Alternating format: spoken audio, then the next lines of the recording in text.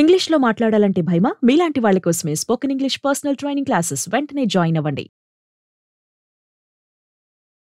నమస్కారం, నేను మీ సంగీత.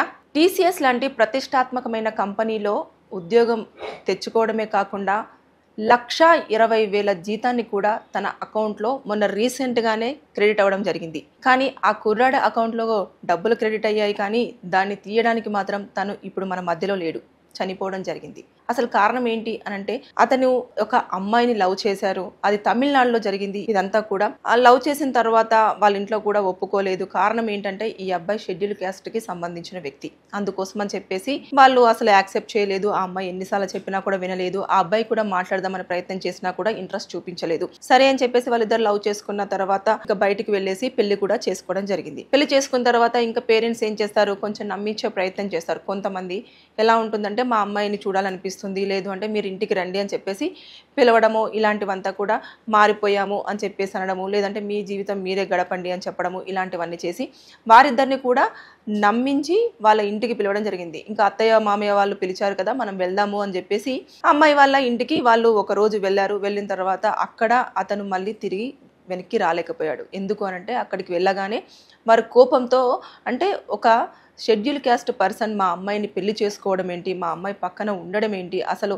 అతని స్టేటస్ ఏంటి, మా స్టేటస్ ఏంటి అని చెప్పేసి ఇలాంటి సిచ్యువేషన్స్లలో అతన్ని చంపేయడం జరిగింది. అంటే ఒక క్యాస్ట్ ఒక్కటే చూసేశారు, కానీ ఆ అమ్మాయి మీద ఉన్న ఇష్టం కానివ్వండి, వాళ్ళిద్దరు ఒకరినొకరు ఇష్టపడుతున్నారు అని చెప్పేసి ఇవన్నీ కూడా వాళ్ళు మర్చిపోయారు. అంటే అక్కడ లోకల్ ఏరియాలో కూడా వాళ్ళకు మంచి పలుకుబడి ఉంది అమ్మాయి వాళ్ళకు సంబంధించింది. అంటే వాళ్ళ బ్రదర్ ఎవరైతే ఉన్నారో సురజిత్, అతనే ఎక్కువగా 23 ఇయర్స్ అతనే ఈ అబ్బాయిని చంపేశారు అని చెప్పేసి కూడా ఆల్రెడీ కేసు కూడా ఎఫ్ఐఆర్ అవ్వడం జరిగింది. దీంట్లో చాలా సస్పెక్టెడ్గా చాలా విషయాలు కూడా జరిగాయి అని చెప్పేసి సిఐడికి కూడా ఈ కేసుని ఫార్వర్డ్ చేయాలని చెప్పేసి కూడా కొంచెం పెద్ద ఎత్తున ఎవరైతే అబ్బాయి వాళ్ళ తరపున ఉన్నారో వాళ్ళందరూ కూడా ఫైట్ చేయడం అనేది జరుగుతూ వస్తుంది.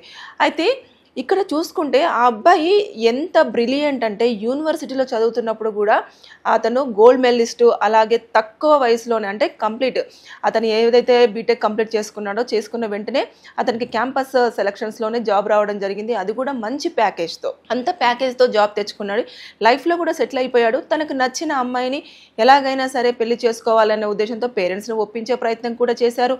అయినా కూడా వాళ్ళు వినకుండా వాళ్ళేదో వెళ్ళిపోయి వాళ్ళ జీవితం వాళ్ళు గడుపుతున్న సమయంలో మళ్ళీ పిలిచి ప్రాణాలు లేకుండా చేశారు. ఇప్పుడు శాలరీ రావడం జరిగింది, మంచి ప్యాకేజ్ ఉంది, లైఫ్లో కూడా సెటిల్ అయిపోయాడు, అమ్మాయిని కూడా బాగా చూసుకున్నాడు. ఇంతకంటే ఇంకేం కావాలి తల్లిదండ్రులకు? ఇది ఒకటి ఆలోచన మర్చిపోతున్నారు. ఎంతసేపు మేము చూసిన అబ్బాయే మంచివాడు ఉంటాడు, వాళ్ళు చూసుకున్న వాళ్ళు మంచి వాళ్ళు ఉండరు అన్న ఒక కార్నర్లోనే బ్రతుకుతున్నారు తల్లిదండ్రులు కొంతమంది. కానీ అసలు వాళ్ళకి నచ్చారు, వాళ్ళు ఇద్దరు కలిసి జీవించాలనుకుంటున్నారు అన్న దాన్ని మర్చిపోతున్నారు. ఇక్కడ చూసుకుంటే పరువు హత్యలు అనేవి ఇప్పటికీ జరుగుతూనే ఉన్నాయి. అంటే నవే డేస్లో ఎలా ఉంటుందో చూస్తున్నాం కదా, సొసైటీలో చాలా వరకు మార్పులు చాలా వచ్చాయి.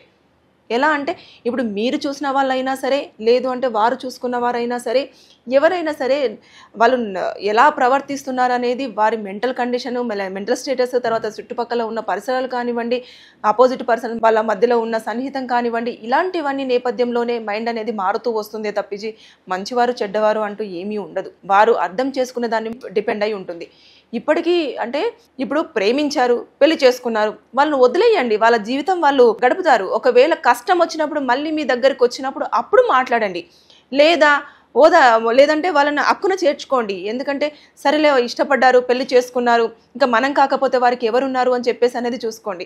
అంతేకాని ఇలా చంపేయడాలు, లేదంటే చచ్చిపోవడాలు, ఇలాంటివి ఎక్కువగా జరుగుతున్నాయి. కోపం వస్తే చంపేస్తున్నారు, నచ్చకపోతే చంపేస్తున్నారు. చంపడం అనేది కామన్ గా తయారవుతుంది ఈ రోజుల్లో. పరువులు ఏమున్నదండి? ఇప్పుడు సొసైటీలో పరువు అనేది మీరు చూసుకుంటున్నారు. పరువు ఎవరికి ఉంటుంది, ఎక్కడ ఉంటుంది, ఎందుకు ఉంటుంది, ఎప్పుడు ఉంటుంది? మనము ఏదైనా తప్పు చేస్తే పరువు పోతుంది అని అనుకుంటారు, కానీ అది సొసైటీలో ఒక 4-5 రోజులు మాట్లాడతారేమో, 6వ రోజు అందరు మర్చిపోతారు కూడా. ఇప్పుడున్న బిజీ షెడ్యూల్స్లలో ఎవరికి వారి గురించి వారు పట్టించుకునే అంత టైమే ఉండట్లేదు. ఇంకా మీ గురించి, మీ కుటుంబం గురించి, మీ తరతరాల గురించి మాట్లాడుకునే అంత అవకాశం ఎక్కడ ఉంటుంది? ఆ అబ్బాయి చేసింది ఏమీ లేదు, పెళ్లి చేసుకున్నాడు, అమ్మాయిని బాగానే చూసుకుంటున్నాడు, పిలిచి మరి చంపేయడం అనేది ఇది తమిళనాడులో చాలా ఒకేసారిగా సెన్సేషనల్ అయ్యింది. ఈ విషయం కూడా ఆగస్టులో రీసెంట్ గానే జరిగింది. ఇది చూసుకుంటే ఆ అబ్బాయి టీసీఎస్ అంత పెద్ద మంచి కంపెనీ, అందులో జాబ్ రావాలి అంటే కూడా చాలా మంది ఉంటూ ఉంటారు. అంటే కొంతమంది బెంచ్ బెంచ్ మీద కూడా ఉండడం జరుగుతుంది, కొంతమంది ప్రాజెక్ట్స్లలో ఇన్వాల్వ్ అయిపోవడం జరుగుతుంది, బీజీ వెరిఫికేషన్స్ ఎంత స్ట్రాంగ్గా జరుగుతుంది.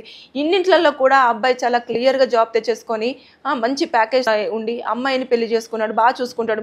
మీకు నచ్చినట్టుగా మాకుంటే అయిపోయేది ఆ అబ్బాయిని. అలా కాకుండా ఇంటికి పిలిచి మరీ చంపేశారు అంటే ఇదైతే కేసు అయితే ఇంకా జరుగుతూనే ఉంది, దర్యాప్తులో జరుగుతుంది. అసలు అక్కడ ఏం జరిగింది ఏంటి అనేది కూడా పూర్తి వివరాలు తెలుసుకునే ప్రయత్నంలోనే పోలీసులు కూడా ఉండడం జరిగింది. అయితే ఇక్కడ చూసుకుంటే పరువు హత్యలు ఎక్కువగా ఇప్పటికీ కొనసాగుతూనే ఉన్నాయి. కానీ ఒకటి నేను చెప్పాలనుకుంటుంది ఏంటంటే ఈ రోజుల్లో కులాలు కానివ్వండి, మతాలు కానివ్వండి, ఇవన్నీ పక్కన పెట్టేయండి. ఒకరికొకరు నచ్చారు, తెలిసిన వారైతే చేసుకోవడం చాలా ఉత్తమం. ఈ రోజుల్లో ఎవరో తెలియని వారిని మనకు పూర్తిగా వారి గురించి తెలియకుండా ఎక్కడో సంబంధం వచ్చింది వారిని చేద్దాము అని అంటే వారు ఎలా ఉంటున్నారనేది తెలియదు. చాలా వరకు ఈ మధ్య కాలంలో పెళ్లిళ్లలో అబద్ధాలతోటే పెళ్లిళ్ళు జరుగుతున్నాయి. అవన్నీ కూడా కోర్టులో చూస్తే మీకు అర్థమవుతుంది. అంతేగాని నిజాయితీగా పెళ్లి చేసుకునే వాళ్ళు చాలా తక్కువ మంది. ఇప్పుడు వాళ్ళు లవ్ చేసుకున్నారు, వాళ్ళకి ఒకరికొకరికి చాలా తెలిసి ఉంటుంది. అదే విధంగా ఈ అమ్మాయి గురించి వాళ్ళ ఇంట్లో తెలుసు, అబ్బాయి గురించి వాళ్ళ ఇంట్లో తెలుసు. అదే విధంగా అమ్మాయికి అబ్బాయి వాళ్ళ ఫ్యామిలీ గురించి తెలుసు, అబ్బాయికి అమ్మాయి వాళ్ళ ఫ్యామిలీ గురించి తెలుసు. అంటే వీళ్ళు లవ్ చేసుకుంటున్నప్పుడే అన్ని వివరాలు చాలా క్లియర్ గా మాట్లాడుకుంటారు. వారికి నచ్చుతుంది,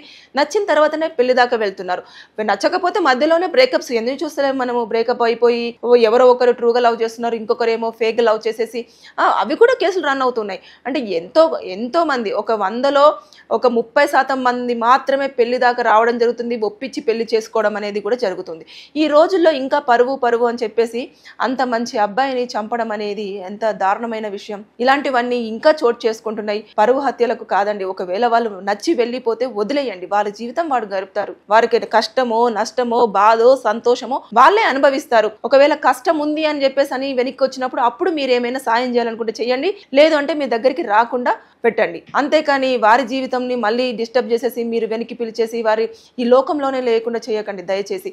ఎందుకంటే ఈ రోజుల్లో ఒకరినొకరు అర్థం చేసుకోవడమే చాలా పెద్ద టాస్క్. అర్థం చేసుకొని వారి జీవితాన్ని మా వేలో మేము జీవిస్తాము అనుకున్నప్పుడు వారిని వదిలేసి వారి జీవితాన్ని వారు గడిపేలాగా చూడండి. ఈ వీడియో త్రూ నేను చెప్పాలనుకుంటుంది ఏంటంటే కులాలు మతాలు పక్కన పెట్టేయండి, ఒకరినొకరు అర్థం చేసుకొని జీవితాంతం తోడుంటానని వచ్చిన వారిని దయచేసి అర్థం చేసుకొని వారికి మీ యొక్క ఆశీర్వాదం ఇవ్వండి తప్పించి ఇలా చంపడం మాత్రం కరెక్ట్ కాదనేది నా ఒపీనియన్. Thank you.